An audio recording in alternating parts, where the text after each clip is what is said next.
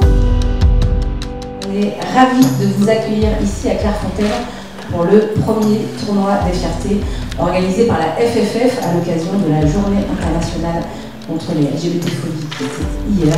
L'inclusion n'est pas une option, elle est une nécessité et que le sport est un formidable levier de transformation sociale.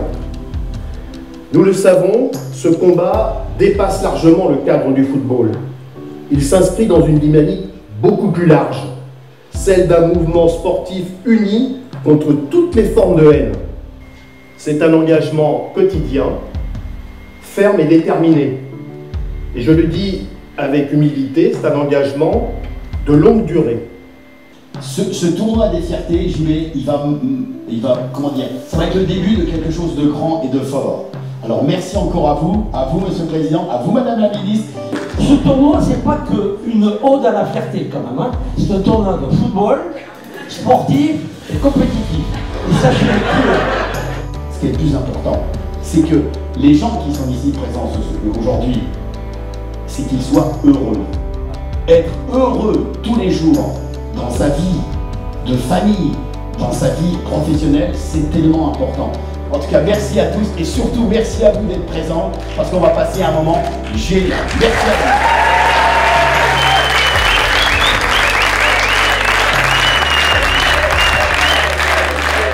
C'est un vrai symbole. C'est le symbole d'une fédération ouverte sur la société, en phase avec son époque, ouverte à toutes et à tous. Et symbole, c'est cette marque d'ouverture. Avec le tournoi des fiertés, on a voulu mettre en lumière la politique qui est menée par notre commission de l'engagement, avec JB Moll, avec Antonio Texera, le président de la Ligue Centre Val-de-Loire, pour montrer que l'ADN de notre jeu, c'est de faire en sorte qu'il puisse être pratiqué par toutes et tous. Le football, il appartient à tout le monde. Aujourd'hui, pour moi, c'était important d'être là pour le premier tournoi des fiertés organisé par la Fédération française de football, parce que je souhaite vraiment soutenir cette initiative et la saluer. C'est effectivement une première pour la fédération, mais c'est surtout finalement l'emblème de tout le travail qui est mené au sein de la fédération, et notamment depuis les prises de fonction de Philippe Diallo, sur la lutte contre l'homophobie, la transphobie, la biphobie et toutes les formes de discrimination. Le football, c'est du plaisir. Le football, c'est de la convivialité. Et c'est ouvert à tout le monde. Et c'est pour ça que moi j'adore ce football où il y a des sourires, où il y a du partage, où il y a de la solidarité. Moi c'est le football que j'aime.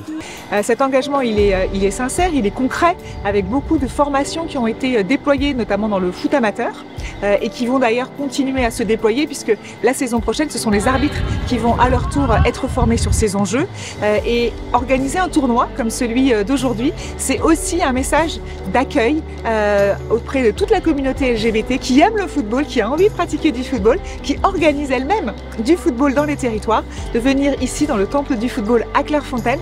C'est un très beau symbole et ça permet vraiment de parler de ce sujet auprès notamment des médias français, pour faire comprendre que le football est un sport qui rassemble et que tout le monde a sa place sur un terrain de foot. Je suis très fière, très contente d'être à Clairefontaine aujourd'hui.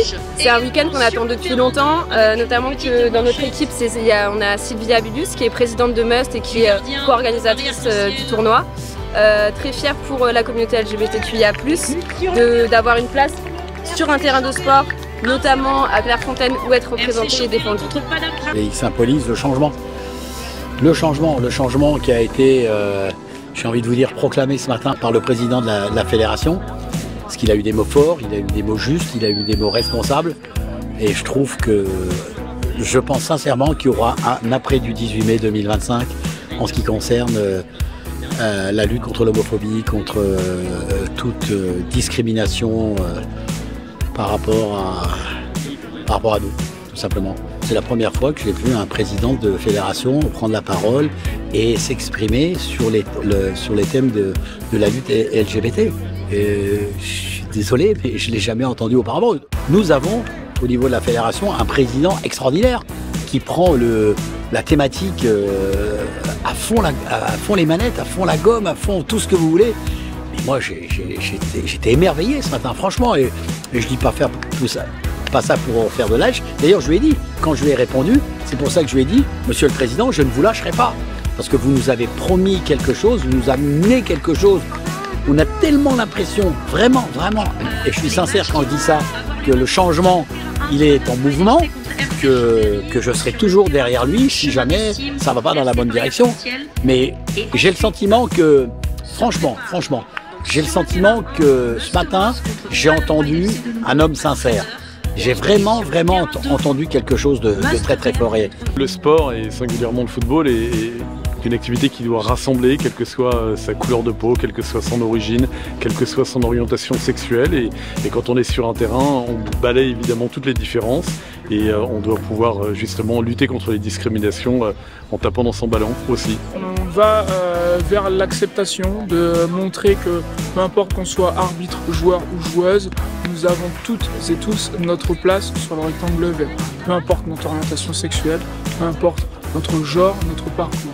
Et c'est d'autant plus important de aussi démontrer que nous restons des êtres humains, que le football justement on réunit car nous avons la même passion qui est le ballon. Moi j'ai remercié très chaleureusement le président Diallo pour cette initiative parce qu'on a besoin effectivement de son engagement, de sa détermination, de son volontarisme pour faire reculer l'homophobie sur le terrain, dans les stades, dans les tribunes et donc on a besoin de la fédération pour ça. On sent ce côté, on se réunit, on se retrouve comme si on s'était jamais perdu de vue et qu'on est là pour partager un bon moment. C'est un rêve de gosse pour la plupart des adhérents et adhérentes de Must et des autres clubs qui sont venus aujourd'hui. C'est impressionnant de voir les marches du château, elles sont beaucoup plus petites qu'à la télévision.